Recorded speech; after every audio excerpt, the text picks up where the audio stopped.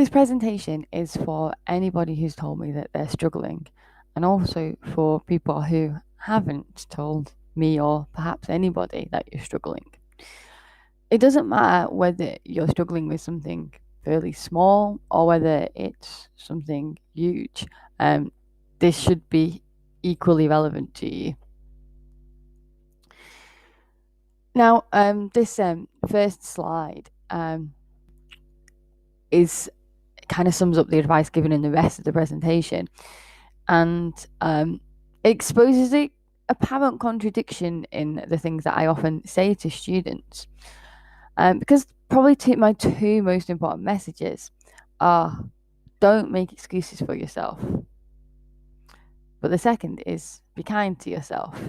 And these can seem like they don't really tie in together, because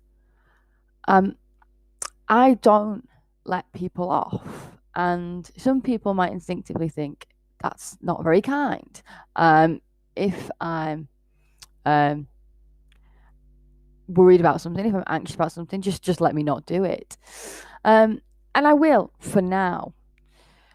Because actually, all that happens if you say a full stop, no, don't worry about that, is that you're running away from it and you're going to stay stuck.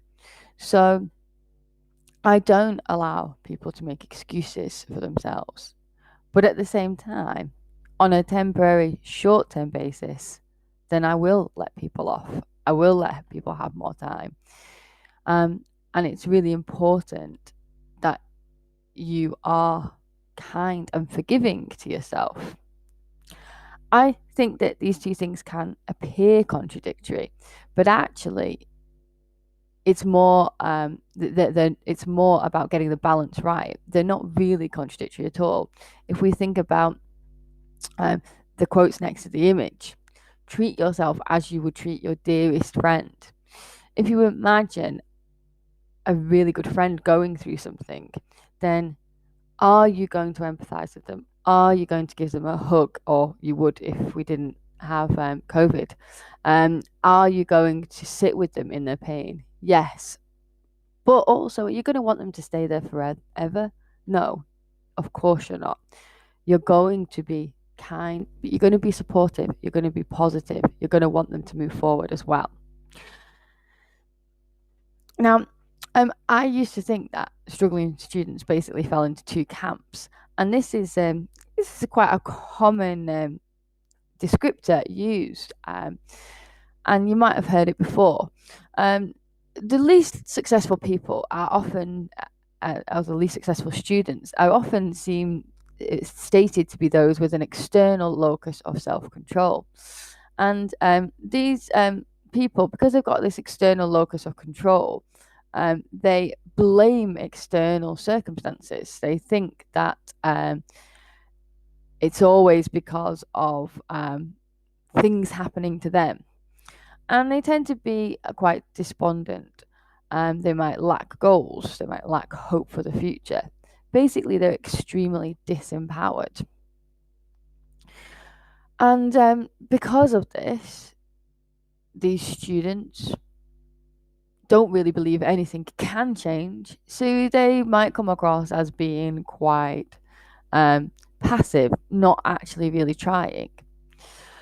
Whereas people who are seen to have an internal locus of control are often judged by society to be the more successful people. This is the one that often we're told to aspire to, and the people with an internal locus of control believe that they themselves can make things happen, and that they themselves determine their future, which essentially is a positive trait. But I've found that often these students can struggle in quite severe ways as well, because they believe so strongly that they are in control that when things don't go their way, they tend to blame themselves and be extremely harsh on themselves. Unlike the first category of students, they may well have great hopes for the future, but they are often quite lacking in perspective. So they feel like it is the end of the world if they put one wrong move and they don't get into that university they wanted. They don't get the grade they wanted by 1 mark. That takes on a devastation that is disproportionate to the effect it's actually going to have on your life. So these students, they are often extremely empowered, but also frantic, which can actually make them less productive than they otherwise would have been. Now, I used to think that these are kind of two distinct categories, but actually, the more I thought about it, the more I realized that we're not one or the other. We actually flip from one to the other depending on current experiences, our current beliefs. And the root of both kinds of struggling students is actually that they're in pain, that they're in struggle, that they're in a difficulty. And actually, the feelings of struggle are pretty universal. It's just that we all look to the outside world quite different when we're struggling. People who are feeling despondent, who are usually labeled as having this external locus of control, they are stuck under that cloud and they're blaming the cloud. If only it wasn't raining so heavily, then things would be okay. So it's all about the rain. It's all about being stuck under that dark cloud. And actually, we all do this sometimes. It might be worth actually taking some time, maybe even writing it down, thinking about who or what you blame when things are going wrong. Some common examples are teachers, parents, the government, or maybe the big one, society in general. It's all society's fault. What basically you're trying to do is to give your feeling to somebody else. And if you're into psychology, psychologists call this projection. Now, the other category of people, the people who actually present as really eager but also quite anxious, often what they're doing is that they are basically denying the existence of the rain or denying the extent to which it affects them. So they might acknowledge, yes, we're in a difficult situation. I am under this cloud. It is raining, but I have a good waterproof on. I'm okay. I'm not really that bothered by the rain. I'm not that kind of person who's going to let something like that drag me down. And they often say things like, I just need to try harder. Other people are coping, so I have no excuse. They will think I just need to try the one thing that I've not yet attempted after they've flipped from strategy to strategy so quickly that they've never got a chance to find one that feels comfortable. Now, this student can often be quite effective in the short term and sometimes in the long term as well. Because this drive to succeed, this drive to overcome, it does tend to get results. But if they really take it too far in the expectations of themselves and in actually denying the pain and the difficulty that they're going through, this can actually still be a form of projecting. You're basically putting everything into maintaining the image of a good student. And whether you're in the first or the second camp, if you're basically using either of these methods to try to avoid pain, eventually you're going to end up in a similar place. Totally exhausted, battery completely dead, head on laptop like that person in the cartoon. The reality is that we can't actually avoid pain. Avoiding pain just leads to more suffering in the longer term.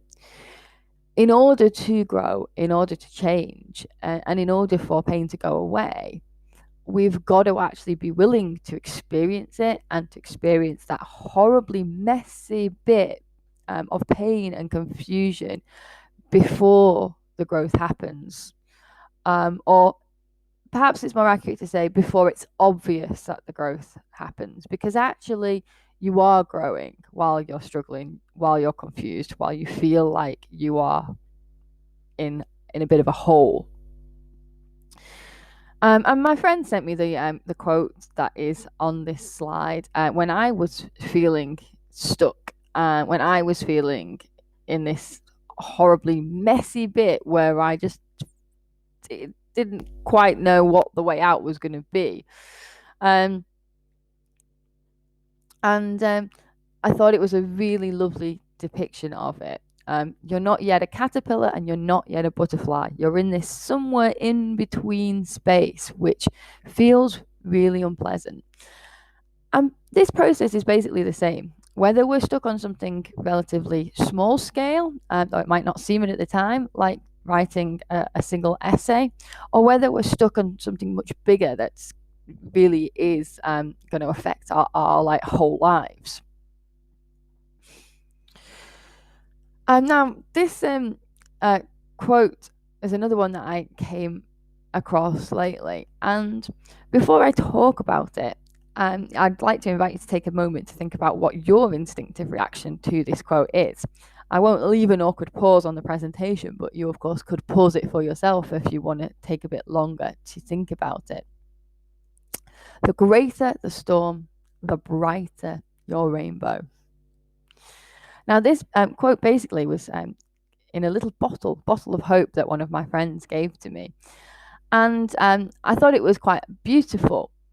But I also recognize that some people might actually feel like this is a bit glib. It doesn't really resonate with where they're at, because some people just feel like they're in a constant storm, and actually it's not that they're not being positive, it's not that they're not trying, it's not that they're doing anything wrong per se, but they just don't seem to, this rainbow just doesn't seem to be magically appearing. And when I was thinking about this, I thought, actually, this is not how the quote's supposed to be read. It's not supposed to be saying that you get a certain amount of storm and then magical rainbows are suddenly going to appear, as well as some unicorns and fairies and all other kind of things like that. No, it's not meant to be about magic. What it's basically saying is that the bigger the struggle that you're going through, the bigger capacity for growth that you actually have. And so if you're stuck on writing an essay and you're struggling, that's a growth opportunity. If you have got a much bigger storm, you've got something really, really challenging, that's going to take a lot longer to get out of than just a weekly essay. However, it's going to mean that if you do go through that pain, if you do go through that struggle, it's going to give you a bigger rainbow. So essentially, I would say, yes, we do make our own rainbows, but we don't make our own rainbows by ignoring the rain. When the sun comes out, it's not saying, rain, you're irrelevant, you don't exist. The rainbow is actually formed by the sun and the rain coming together. So yes, we do have to go through the storm, but another thing that I do want to really stress is that we don't have to go through this alone. Sometimes the light that's needed to create the rainbow, that might not always come from within ourselves. That might come from somebody else holding on to our light for us, shining that light for us and saying that actually we don't have to get through this all by ourselves. So essentially, been a bit of a deep one today, but the key points that I want you to take home are it's okay to struggle. Don't be embarrassed about admitting it. Sometimes you actually do need to sit in the struggle for a bit before you can find a solution. And if that means you need more time, ask for it. Being positive isn't necessarily about being happy all the time. It's about having a commitment to hold on, and if and when you can, move forward in small steps. If you actually can't move forward, don't run around in circles, frantic, trying everything before one thing has had a chance to work. Just stay still and rest for a bit. You will get there. You can make rainbows, but not every day. Some days are just rainy. Let them go. And you don't need to get yourself unstuck all by yourself.